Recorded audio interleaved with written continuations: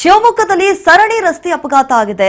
2 car bike ಮಧ್ಯೆ ಭೀಕರವಾಗಿ ಅಪಘಾತ ಸಂಭವಿಸಿದೆ.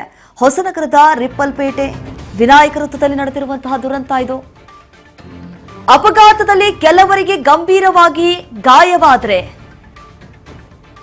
ಅವರೆಲ್ಲರನ್ನೂ ಕೂಡ ಆಸ್ಪತ್ರೆಗೆ ದಾಖಲಿಸಿದ್ದಾರಂತೆ. ರಿಪ್ಪಲ್ಪೇಟೆ ಪೊಲೀಸ್ ಠಾಣಾ ವ್ಯಾಪ್ತಿಯಲ್ಲಿ ನಡೆದಿರುವಂತಹ ಘಟನೆ ಇದು. ರಿಪ್ಪನ್ಪೇಟೆ ಶಿವಮೊಗ್ಗದಲ್ಲಿ ಸರಣಿ ಆಕ್ಸಿಡೆಂಟ್ ಆಗಿದೆ. 2 ಕಾರು ಬೈಕ್ ಮಧ್ಯೆ ಅಪಘಾತ ಸಂಭವಿಸಿ ಸಣ್ಣ ಪುಟ್ಟ ಗಾಯಗಳಾಗಿದ್ದಾವೆ ಎನ್ನುವಂತಹ ಮಾಹಿತಿ ಇದೆ. ಅಪಘಾತದಲ್ಲಿ ಯಾರೆಲ್ಲ ಗಾಯಗೊಂಡಿದ್ದಾರೆ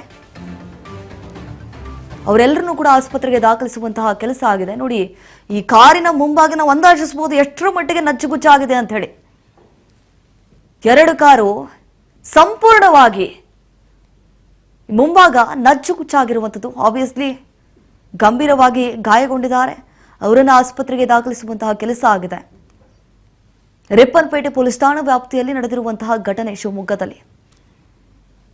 ಯಾರ ತಪ್ಪಿದೆ, ಯಾರು ಅತೀ ಸ್ಪೀಡ್ ಆಗಿ ಗಾಡಿಯನ್ನು ಚಲಾಯಿಸ್ತಾ ಇದ್ರು, ಇವೆಲ್ಲವೂ ಕೂಡ ಗೊತ್ತಾಗಬೇಕಾಗಿದೆ ತನಿಖೆಯ ನಂತರ. ಈಗಾಗಲೇ ಗಾಯಾಳುಗಳನ್ನು ಆಸ್ಪತ್ರೆಗೆ ದಾಖಲಿಸಿ ಚಿಕಿತ್ಸೆ ಕೊಡಿಸೋದಕ್ಕೂ ಕೂಡ ಮುಂದಾಗಿದ್ದಾರೆ.